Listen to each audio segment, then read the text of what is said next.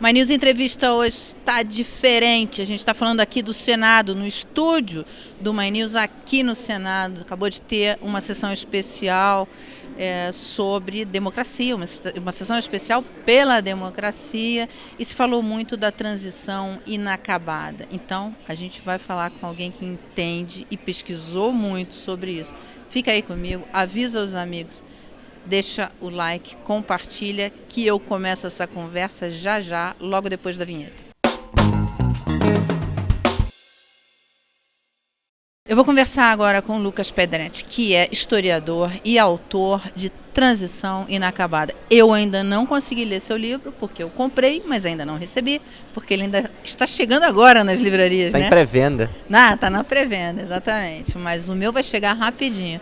Então, eu achei tão interessante, né, a gente marcar essa conversa aqui, porque na sessão falamos, né, quer dizer, a gente viu várias falas sobre a transição inacabada e a importância de todo esse processo. Eu queria que você falasse um pouco do seu livro, enfim, e desse processo de transição.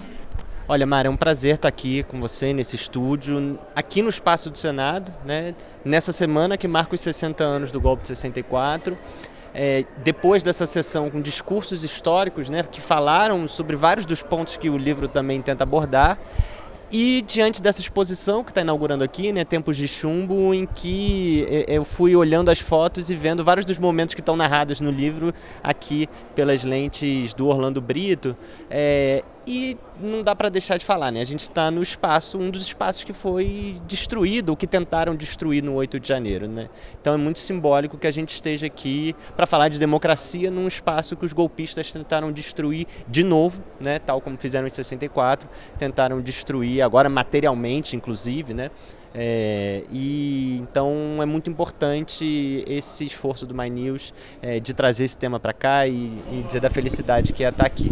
E o seu livro? O livro, ele parte, né, de um diagnóstico da nossa democracia no Brasil contemporâneo, que é uma democracia extremamente limitada, né? E a gente pode pensar em vários limites da democracia brasileira, mas o livro tenta pensar em dois deles principais, né? Que eu penso como dois lados da mesma moeda. De um lado, uma instituição militar, Forças Armadas, que seguem se concebendo como um poder moderador, como um poder que poderia tutelar a República, né? Mesmo que na contramão da soberania popular, da decisão do poder civil, né? Então, um dos problemas dessa transição inacabada é exatamente a nossa incapacidade de submeter as Forças Armadas ao poder civil e constituir uma instituição militar que obedeça às regras da democracia, do Estado de Direito, que pense democraticamente, né, e que atue democraticamente. E o outro lado dessa mesma moeda é o poder militar que se expressa na forma de um verdadeiro genocídio que acontece nas nossas favelas e periferias, perpetrado pela mão das polícias, em especial a polícia militar também, né, e que atinge a juventude negra, que segue sendo vista em plena democracia como matável, como torturável, como desaparecível muitas vezes, né?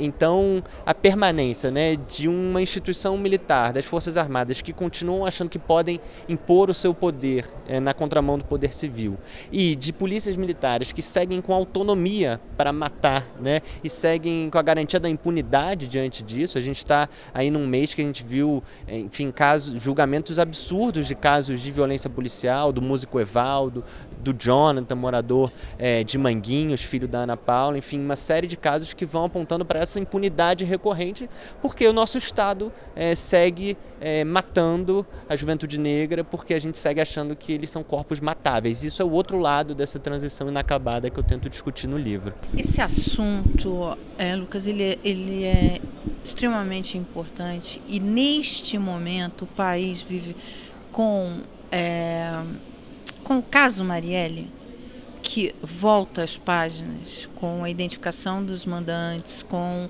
a identificação do poder das milícias e de como regiões completamente dominadas por essa aliança de polícias e crime, né? Quer dizer, você pensou nisso na hora que você estava escrevendo esse livro, na hora que você estava pesquisando? Eu imagino que você deva ter feito uma pesquisa enorme para conseguir levantar esse material. O livro ele é fruto da minha tese de doutorado na UERJ, no IESP da UERJ, e eu começo a tese em 2018. Né? Eu entro no doutorado em 2018, então a pesquisa é toda atravessada pelo assassinato da Marielle e pela eleição do Bolsonaro. Né? E aí o caso Marielle é muito emblemático e a figura do Bolsonaro é muito emblemática para o argumento do livro, né? Embora o livro não seja sobre nem o governo Bolsonaro, nem sobre o caso Marielle, porque o livro parte de um argumento que é o seguinte, né? Durante a redemocratização, a gente constituiu, né, enquanto sociedade, um duplo discurso sobre a violência de Estado. De um lado, um discurso sobre a violência política, a violência que atingiu os militantes da oposição à ditadura, que é um discurso de um certo reconhecimento, um certo repúdio simbólico a essa violência, né, que vai dar origem à anistia de 79, à Constituição de 88 e até as políticas públicas que vão ser criadas, né, a Comissão de Mortos Desaparecidos, a Comissão de Anistia, a Comissão Nacional da Verdade. Políticas muito limitadas, ou seja, um reconhecimento estatal sobre essas violências ainda muito limitado, mas a gente pode dizer que pós-88 o Brasil entrou num regime em que torturar um opositor político não era mais visto como legítimo. Isso antes, na ditadura, era visto como legítimo. O Estado fazia isso, podia fazer isso. Né? E esse duplo discurso, então, de um lado é esse discurso da violência política e de outro é o discurso da violência urbana, da segurança pública, em que os personagens desse discurso não são esses jovens militantes contra um regime autoritário. É essa juventude negra, moradora de favelas, cuja vida segue sendo vista como descartável, mesmo no regime democrático. Então essa violência que não recebe esse nome de política, ela não é objeto nem de repúdio simbólico, nem de políticas estatais de reconhecimento. Então não tem uma comissão da verdade, uma comissão de anistia para os assassinados pela polícia pós-88, porque essas vidas seguem com menos valor para a nossa sociedade, né, em termos claros. E por que o caso Marielle e a eleição do Bolsonaro são emblemáticos para isso? Porque tanto a transição quanto a democracia foram marcadas por uma tensão entre esses dois discursos. A gênese é a mesma? A gênese é a mesma e eu te diria que o Bolsonaro, o caso Marielle, ele é emblemático de um momento em que a democracia brasileira começou a achar que de novo seria legítimo assassinar os opositores políticos.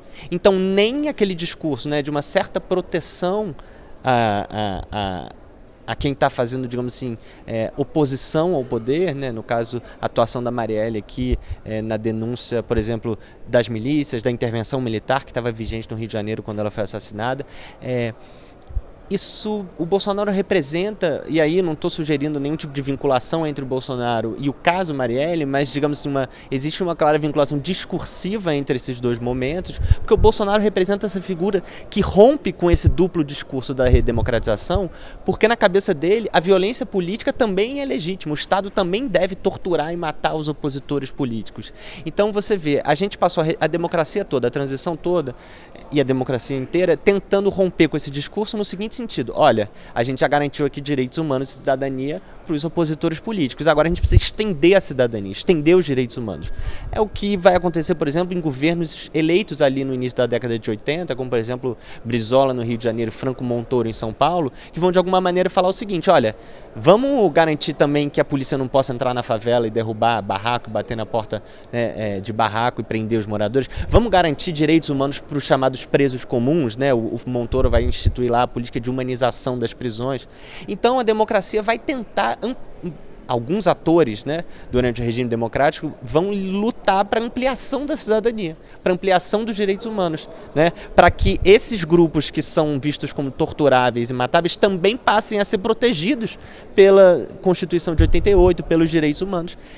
Só que o Bolsonaro rompe com isso pelo outro lado. Ele diz o seguinte: olha, não só eu acho que grupo de extermínio é legítimo, não só eu acho que a juventude negra tem que continuar morrendo, como eu acho que agora a oposição política também tem que voltar a ser torturada, porque o modelo dele é a ditadura de 64. Então ele vai falar que tem que fuzilar a petralhada, né? Ele vai fazer campanha.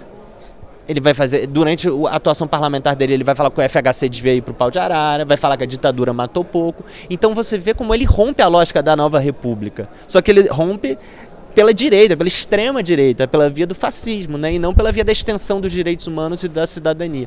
E aí eu acho que caso Marielle e Bolsonaro são emblemáticos de como essa transição que se operou ali já a partir da década de 70 encontrou um limite, né? Encontrou um limite ali nos anos de 2018, só que um limite no sentido, né, a gente se viu diante de um impasse em que a solução que a sociedade brasileira escolheu foi do aprofundamento do autoritarismo e não do aprofundamento da cidadania. Para a gente encerrar, eu queria que você falasse o que falta para terminar, para concluir a transição. Objetivamente, pensando nesses dois elementos, nesses dois lados dessa moeda, a gente precisa enfrentar o poder militar nesses dois sentidos, né? Do ponto de vista das Forças Armadas, a gente precisa resolver os passivos da transição democrática do ponto de vista dos mortos e desaparecidos políticos, mas também do conjunto de outros grupos que foram violados durante a ditadura, os povos indígenas, a população negra, a população LGBTQIA+, os trabalhadores do campo. Então a gente tem esse passivo da transição que está aí, mas não só, né? A gente tem que enfrentar o artigo 142. As Forças Armadas precisam entender que não são poder moderador, né? Que teve uma votação hoje. Teve uma votação hoje. Que... Mas eu confesso que eu posso estar sendo pessimista sobre isso. A votação é importante, mas nenhum golpista reconhece a legitimidade da democracia, né? Então, o artigo 142 não permite intervenção militar, mas eles interpretam como querem. Então, a questão, mais do que uma votação no Supremo, é a gente construir mecanismos institucionais efetivos de submissão do poder militar ao poder civil. Então, alterar o artigo 142. Mas tem algumas questões, como, por exemplo, a extinção da justiça militar. Não é possível, né, que a gente continue julgando militares acusados de cometer crimes contra civis no âmbito de um foro privilegiado que, na prática, é a garantia da impunidade, né? A gente precisa discutir a formação dos militares, não dá para eles continuarem sendo formados na lógica do inimigo interno e na lógica de que 64 foi uma revolução, né? A gente precisa discutir a política de defesa como uma política pública, tal como qualquer outra. A gente discute, aí tem Conferência Nacional de Saúde, de Educação, de Direitos Humanos, de Assistência Social, e a defesa não, a defesa os militares decidem não. A defesa é um eixo de política pública que precisa ser formulado pelo poder civil, em diálogo com a sociedade civil, com a academia. Os militares cumprem, porque eles não são o poder da República. Eles são um corpo burocrático, profissionalizado, que deve atender às diretrizes políticas constituídas pelo poder soberano. Então, enfrentar isso e enfrentar a questão das polícias, né? As polícias continuam num projeto de cada vez ter mais autonomia, cada vez ter mais poder político, né? Isso precisa ser enfrentado também. Esses dois lados precisam ser enfrentados como complementares. Não adianta a gente enfrentar só um deles, né? Acho que esses são os desafios para a gente pensar numa transição que possa se completar, numa democracia que possa se consolidar. Eu quero te agradecer enormemente essa conversa. Quando que seu livro chega? Vai ter lançamento? Já tem alguma programação prevista? O livro está em pré-venda já, enfim, no site da editora, Companhia das Letras, nos sites de venda também. Ele deve começar a chegar na casa das pessoas e nas livrarias efetivamente no final do mês. Legal. Muito obrigada. Obrigado pelo espaço.